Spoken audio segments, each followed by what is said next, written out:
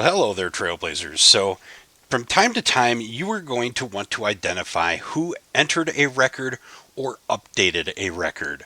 So, I'm going to show you a couple of ways that you can do this. So, we're going to start by hopping into our voter or donors component. Never forget that this is a custom label.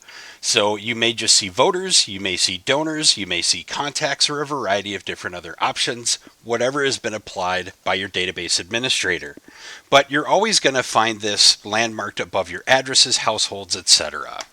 So let me go ahead and start by hopping in, and I'm going to search for a record for Smith.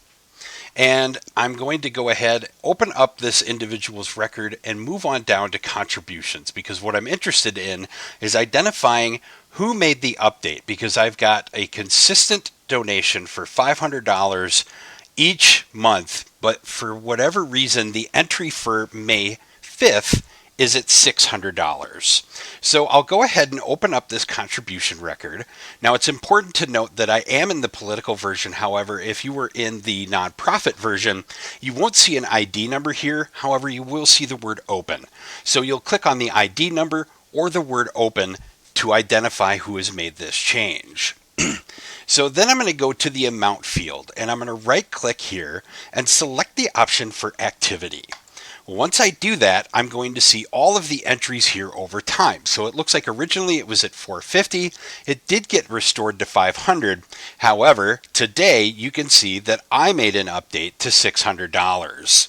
So now I've got the identification for the individual who did it. I've also got the date and time that occurred. So if I need to check with that person and identify why it was changed, I can do that. Per chance, maybe they did actually give a little bit extra this month, and that person can verify it. Or, of course, they may let me know that, nope, it was just an accident, and we need to change that back to $500, so we can go ahead and make that change.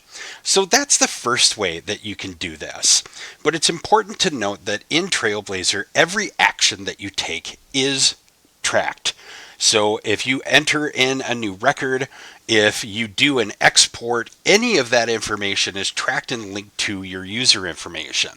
Now, this process is done so that if you ever do a mass update to records, whether it's a deletion, an import, updating a field, etc., that those things can be undone if they ever need to be restored to their previous settings. However, in order to do that, we create what we call audit logs, and they are a little bit more tricky, I guess would be the best expression here. They're a little bit more tricky to go through than, say, the right click on the field to determine activity. So you'll see that I've gone into the system manager. This is something limited to your database administrators. I will expand tools and tap on session management. And from here, I'm going to go ahead and plug in the date that I suspect, or the date range that I suspect that occurred within. Now, I know that update happened today, so I'll actually just go ahead and dial it back one day so that I'm capturing a little bit of extra information here. But I'll go ahead then and query for this date range, and I will see, all the activity that occurred here. And so I can see who logged in and at what time.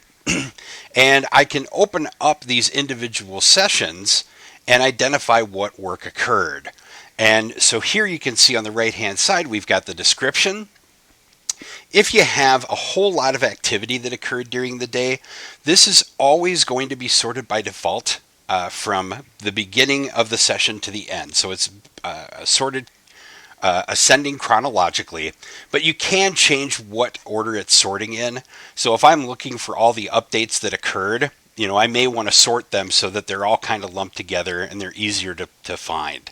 So I see that I've got two updates that occurred to Jade Smith's record. Of course, the first one would be me changing that number to 600, and then the second would be me altering that number back to 500. And I can hop into these individual IDs and verify that.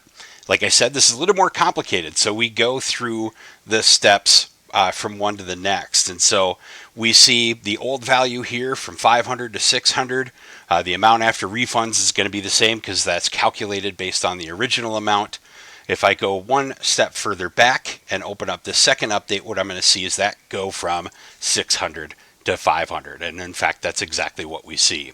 So there are two ways to identify this information. One thing that I did neglect to point out, and I'll hop back here, is with regards to the fields inside of a record. Almost all fields within Trailblazer are going to have this activity function, but there are some exceptions to that. And from time to time, you may encounter them. So if you do ever find that, that's when you'll utilize the second option. It's very important to note that when we take a look at this activity, the very first entry, you'll see it says Operation Create. This is the individual or process that created that record.